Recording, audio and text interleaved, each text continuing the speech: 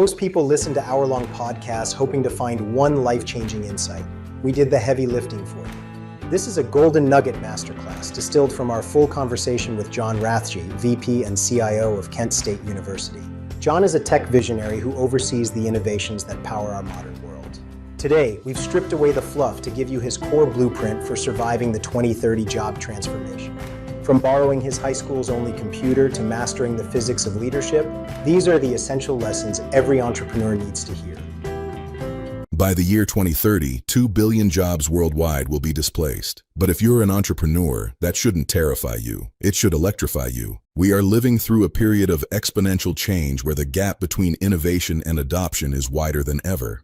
Most leaders are falling into that gap, but a few, like John Rathje, have found a way to bridge it. John is the VP and CIO of Kent State University, an R1 research powerhouse. He oversees the kind of innovation that eventually ends up in your pocket, literally. Today, we're breaking down his journey from a curious kid with a borrowed computer to a tech visionary and the leadership blueprint you need to survive the next decade. Every great disruptor starts with a single question: how does this work? For John, that curiosity wasn't just a hobby, it was a foundation.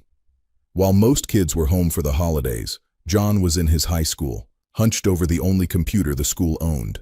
He spent his Christmas break writing his first program in BASIC. That spark led him to a degree in physics and a master's in computer science. Why does a tech leader need a physics background? Because physics teaches you the first principles of the universe. It gives you the tools to explore a landscape that is constantly shifting. For an entrepreneur, the lesson is clear. You cannot lead what you do not understand. John's academic foundation wasn't just about getting a degree. It was about building a toolkit to solve problems that didn't even exist yet. Most entrepreneurs fail because they build a solution and then go hunting for a problem to solve. John Rathje suggests a radical reversal. Fall in love with the problem, not the solution. When you fall in love with a solution, you become rigid.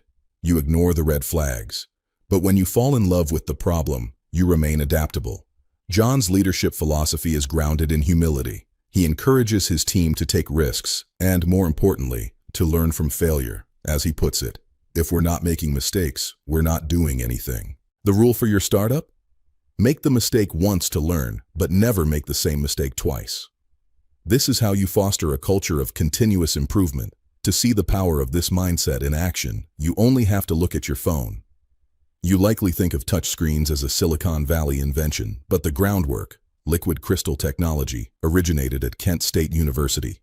Kent State is a nationally recognized R1 institution with 35,000 students, and John's role is to ensure that this legacy of hub innovation continues to ripple across industries. He describes being surrounded by brilliant minds who think about the future as incredibly inspiring. For an entrepreneur, this is a lesson in the environment. You aren't just a leader, you are an architect of creativity. If you want to disrupt an industry like Kent State disrupted displays, you have to build a culture where innovation isn't a happy accident. It's the fabric of the institution. Here is the biggest threat to your business: Moore's Law. We know the rule. Computing power doubles roughly every 18 months while costs drop. But John points out a secondary effect that most leaders miss.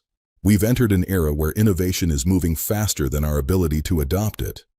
This creates a significant gap. If you try to adopt everything, you'll drown. If you adopt nothing, you'll become a dinosaur.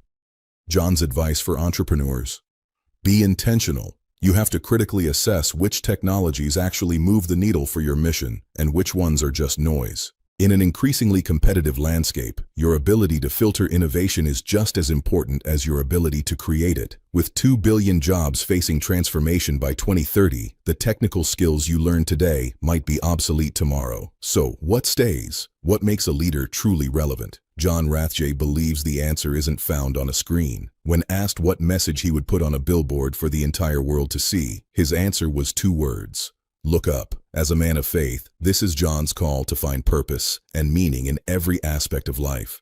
For an entrepreneur, looking up means moving beyond the daily grind and the lines of code to see the human impact of your work.